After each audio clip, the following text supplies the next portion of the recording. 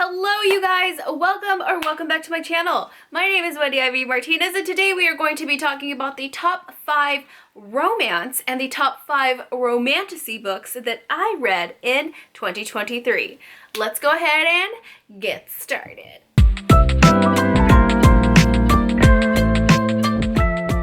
So we're gonna go ahead and just start off with romance, straight up romance. Starting at number 5, we have Things That We Never Got Over by Lucy Score. So in this story, we follow a woman named Naomi, I believe her name was, and she has a twin sister. She's basically on the run from her wedding, like she decided to just leave and to help her sister. And her sister is like pretty much good for nothing. Like she has a good for nothing twin. When she ends up at this town, because it's her identical twin sister, people think that she's her and they start treating her really badly. And she's like, why does everybody treat my sister this way? And then she ends up going to her hotel room and she finds out that her sister stole her car, stole her laptop, stole her money, pretty much took everything from her and just dumped her kid on her. And then we have this grumpy character that decides to help her and we get their like little love story. And it was a really good read. Okay, this book was amazing. I really did enjoy it. I didn't like the romance. I'm not gonna lie. Small town romance doesn't seem to be my type of vibe. However, I did really enjoy the story itself because the dynamic and the bond between our main character Naomi and her finding her niece, not even knowing that she had a niece, and her sister just dumping this random girl on her who's already like a preteen, and her getting to know her and love her, and it just, that made the story for me. And all the drama that went on with the sister and how people were treating her. The drama in this dynamic, this family dynamic, really is what really hooked me on this story. So even though it's one of my top 5 romances, it's not the romance itself that really made it engaging for me. It was the drama and just the story itself and the plot versus the romance that was kind of going on. That was not the best, but everything else, yes.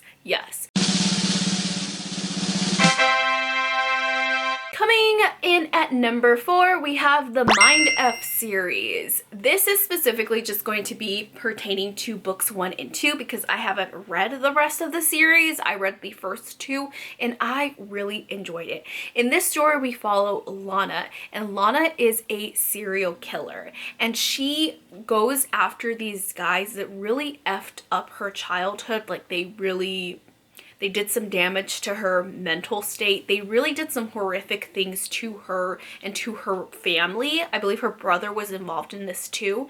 And so as she gets older, she decides to go after these men one by one by one. And she loves enjoying killing these men.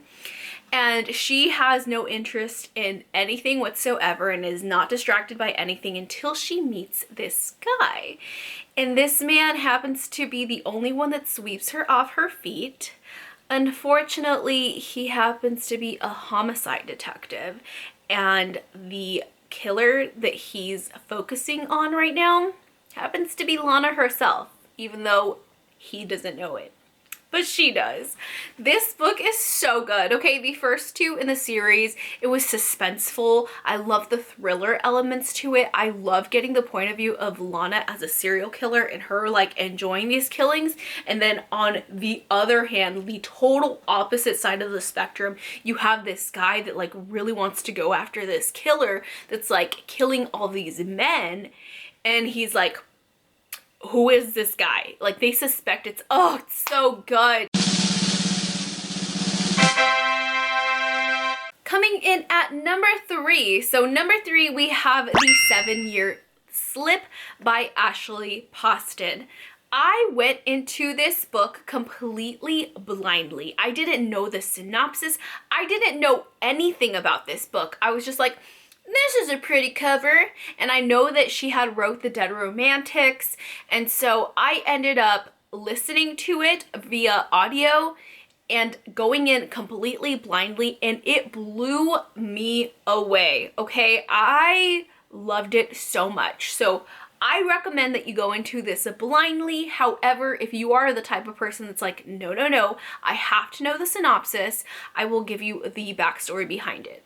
So the 7-year slip is basically about our main character. Clementine was super close to her aunt. Like, she loves her aunt so, so much, and her aunt ends up passing away. And so Clementine actually inherits her aunt's apartment. And when she inherits this apartment, one day this random guy just walks in and he's like, oh shoot, I was told that this apartment was empty. And Clementine's like, what are you talking about? I own this apartment. And he's like, no, your aunt let me stay for it for the summer. And it ends up being a 7-year time slip. So this apartment actually allows you to go back in time 7 years. And she falls in love with this guy during this time slip, even though this is 7 years before. And when she leaves the apartment, that time slip just stops. Like, she's in present time.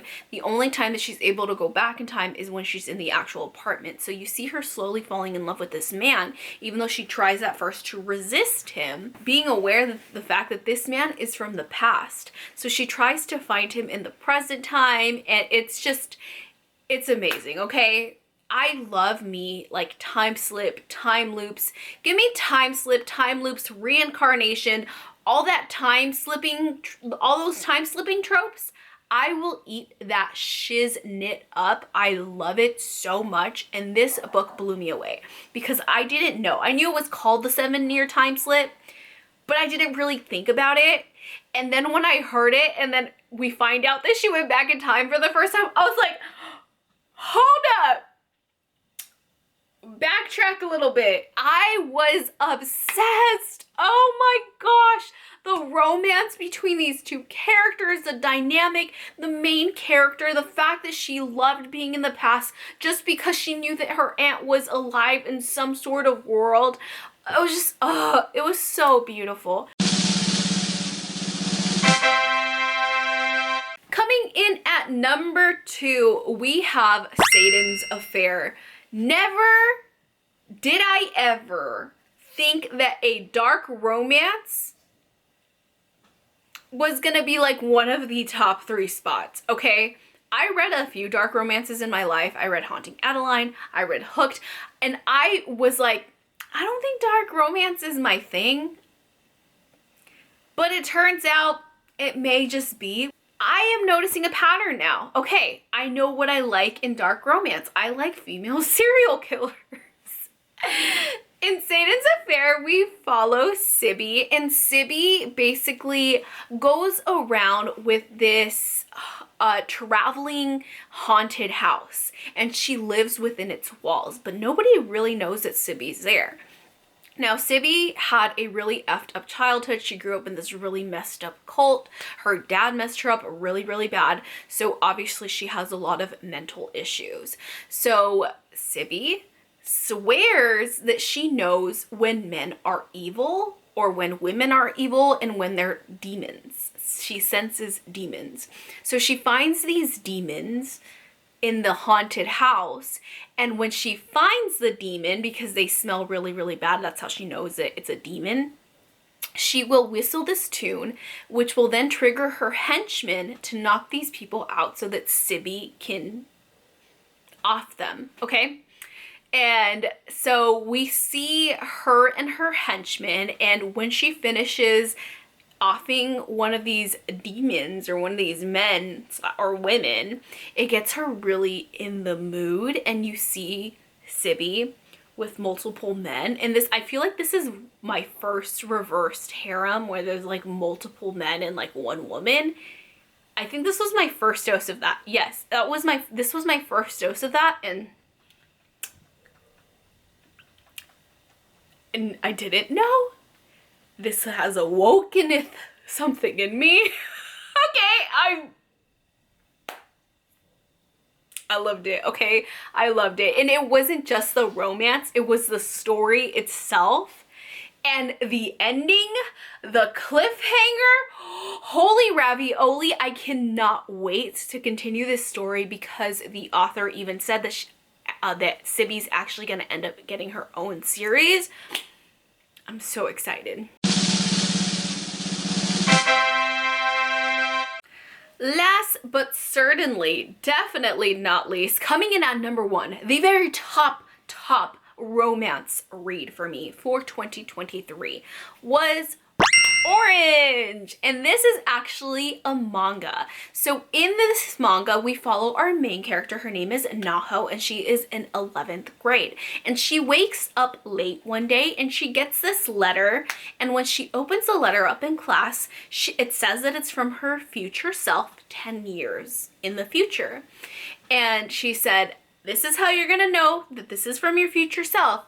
1, you overslept today. 2, you're about to get a brand new student who's a transfer student from Tokyo, and his name is blah, blah, blah. And as soon as she reads that part, the teacher announces that there's a brand new transfer student from Tokyo, and his name is blah, blah, blah, exactly as it said in this letter. And that's when Naho's like, okay, what the heck? And so as she continues to read this letter, the letter says, please take care of him because by the end of this year, he will no longer be with us and you're the only one that can save him. So we see Naho in 10 years in the future writing these letters to herself in the past after she has lost this person. And then we see Naho in the past trying to rewrite the future to make sure that she can save this guy before something happens to him. And she ends up falling slowly but very hard in love with this character that may or may not be alive in the end. And it is so good. It had me at the edge of my seat. I was obsessed. Like, I could not put it down. It had me bawling, crying, tearing up. These characters were so beautifully written. The story was so beautiful itself. I was tearing up at the edge of my seat. I could not put it down. I was glued to these pages till the very, very last sentence. And even when I finished that, I had to right away go get volume 2, 3, everything, because I needed to find out what happened next. Those are my top 5 romance reads. Let's move on to my top 5 romantasy, aka romance fantasy reads of 2023. Let's get started. Alright, so coming in at number 5, we have Iron Flame by Rebecca Yarros. Now, I'm not going to go too much into detail about what Iron Flame is about because it's a sequel to the Fourth Wing series, but it's a second installment to Fourth Wing. And that's all you need to know. I ended up rating it 4 out of 5 stars, but compared to the other fantasy romance books that I read over the course of this year, it still stood out to me more than a lot more of the other stories that I read. Coming in at number 4, we have Emily Wilde's Encyclopedia of Faeries by Heather Fawcett. In this story, we follow a very curmudgeon professor who studies fairies, Emily Wilde. And she's basically on this journey with her dog Shadow. I loved Shadow, okay? Just a side note, I loved Shadow. And she is basically on this journey to find these fairies that a lot of people don't know about called the Hidden Ones, to complete her Encyclopedia of Fairies that she wants to publish. Now, when she gets to this little cottage, she is so happy being alone. Like I said, she's a very curmudgeon character, so she likes her alone time. She doesn't really like socializing. She doesn't really like other human beings. That's why she would rather be surrounded by the fairies, even though fairies in this world want nothing to do with humans. When, lo and behold, her arch rival comes wallowing in. He's like, hey, you know, I missed you, so I'm just gonna show up. And he's this like very like charming type of guy. So you get the grumpy sunshine dynamic, but it's reversed because usually the guy's the grumpy character. Now we get a female grumpy character in this very sunshine happy love interest, and Emily Wilde is like, oh heck no, I hate you, what are you doing here? And he just does not care. He is not having it. He's like, but I'm gonna help you, okay? But we're gonna work together because I'm going to make you more famous, and I'm going to make your encyclopedias more famous, to the point where Emily Wilde's like, you know what? I have no choice. Fine. That's fine by me. Whatever. Their dynamic is just amazing. What I really loved about this story is that we see fairies in a very different light. A lot of fantasy romances, they make fairy characters very effable, if that makes any sense. Okay, we're so used to seeing the fae and the fairies, these like very effable people that really want to get down and dirty with humans.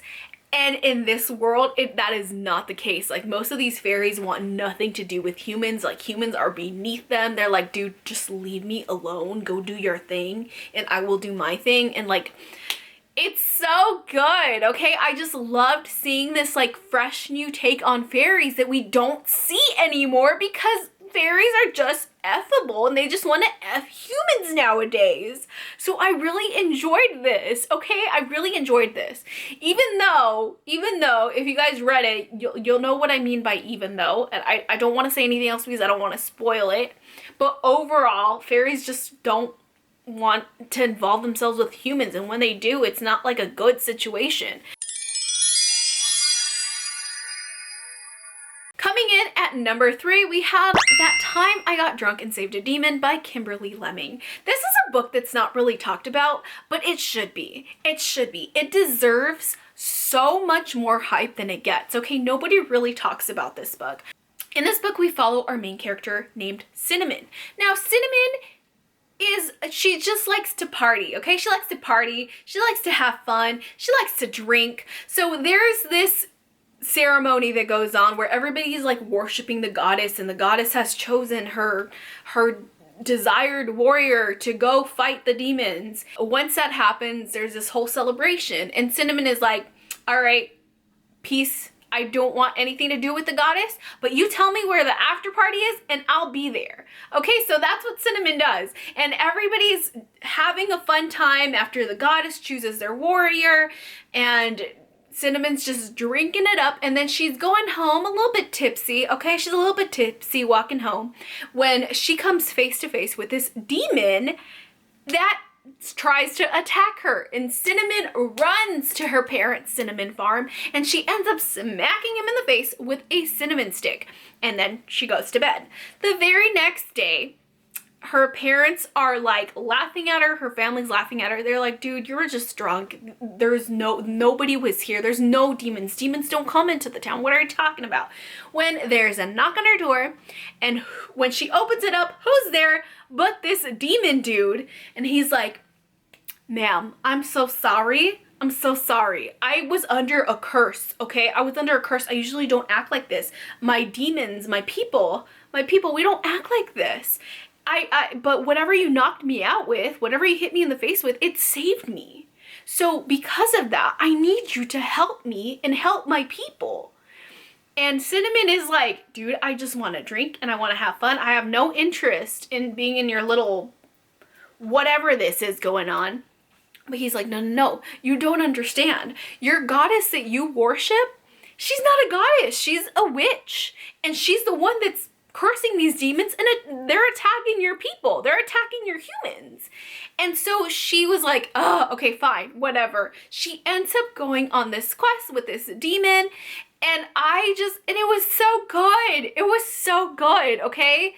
We have this, like, our female character, Cinnamon, is just a very fun, quirky character. She's like very independent. She's like, I can do this. She's in it by myself. She's very lovable, very fun, very like a social butterfly. And then in contrast, we have Fallon the demon, and he's a demon, but he's so innocent. Like, he knows nothing about this world, and he's being introduced to all these new things that Cinnamon's showing him. And he's like, oh, what is this? Oh, what is that? And it's just so good. Like, their dynamic together is just amazing. I effing loved this book so, so much, and I don't know why it's not talked about as much as it should be, because this book deserves all the hype. All the hype. Coming in at number 2, we have A Court of Thorns and Roses by Sarah J. Maas. Yes, I jumped onto the Court of Thorns and Roses bandwagon very, very late in the game. I know, okay? The reason why is because I don't read YA. So when my friend was like, you know what, this isn't YA, this is actually new adult, like they rebranded it to new adult, I was like, hold up, what? And then I picked it up and I loved it, okay? And if you guys have been living under a rock and you guys don't know what A Court of Thorn and Roses is, then we are following our main character, Feyre, and this is basically a Beauty and the Beast retelling, and Feyre is... She used to come from a very wealthy family, but then horrible things happened and they lost all their money and they lost their mother, and now Feyre is basically fending for her sisters and her dad because her dad don't do shiznit. And she is basically hunting one night when she comes across a wolf that ends up not being a wolf, but a fae, a fae. And because she killed a fae, this beast comes a-knocking on her door, and he's like, you killed one of my people, so now I'm gonna take you and you're gonna live with me. And she's like forced to go with him. And there the story then ensues. We find out that there's this horrible female high fae that very much reminds me of Maeve from the Throne of Glass series. And it was beautiful, okay? This is my second time reading this book. I read it last year, and then I read it again this year, and I loved it. I read the physical last year. I listened to the audio, the dramatized audio version with like the full cast of characters, and I loved it, okay? I loved all the sound effects, all the different voices for these different characters. It was so good. I have yet to read the rest of the series. I still haven't touched the rest of the series, and I don't know why. Because I enjoyed the first one. So I think I'm actually going to be doing a vlog where I read the series and give you guys my reactions, because this is a very overhyped up book series that I can't believe I haven't finished. Coming in at number 1, my number 1 fantasy romance of 2023. If you guys have seen my other videos on this channel, you may not be surprised, but if you are new here, you still may not be surprised because this book is very hyped, and that is Fourth Wing by Rebecca Yarros. This book is so freaking good, okay? Best book, not just in the Romantasy series, but my best book of 2023. And you know what? The best mother effing book that I've read in my entire life. Yes, that's how much I love this book. In this series, we follow our main character. Her name is Violet Sorrengail. Now, Violet Sorrengail is different. She's different from the other people in this little world, okay? Because Violet Sorrengail, she is the daughter of the general of the Dragon Riders, but she was raised to be a scribe by her father. She grew up in the library. It's something that she really, really loved, until her father passes away, and her mom's like, you know what? You're not gonna be a scribe, sweetheart. Nope, no. You're gonna go be a dragon rider. And so Violet doesn't have that much training before she gets thrown into this dragon riding school. And not only that, but Violet actually has this disability, this challenge against her where her bones are more brittle than most people. She is in this dragon riding school, she meets these fun characters, and then her sister ends up telling her, hey, avoid Xaden, please avoid Xaden, because our mom killed his dad. Yeah, so it's not gonna be a fun time. Do not let him know that you're here. But what's the first thing that happens? Xaden catches eyes on Violet and he's like, oh, you're done for. This book has everything, okay? It has that like fast-paced action going on like Throne of Glass. It has this amazing enemies to lovers, very effing slow burn romance that drags on for hundreds of pages till you're practically yelling at the top of your lungs, just F already. And then it's followed up by the best effing smut scene that I have ever read in my life.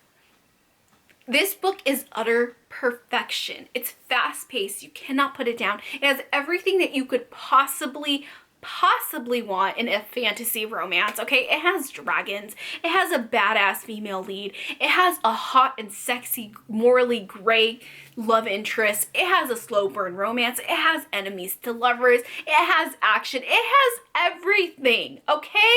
This book has everything. Anyways, you guys, that is it. That is my top 5 romance reads of 2023 and my top 5 romantasy reads of 2023. Please let me know what your guys' top 5 was for each category, or even what your number 1 is for each category down in the description, down in the comments below. If you haven't yet, please hit that subscribe button and turn on that notification bell to be notified when I post. I post twice a week, or actually towards the end of December, I'm going to be posting 3 times a week. And yes, make sure to subscribe for more of me. Thank you guys so much for watching, and I will see you in the next video. Bye!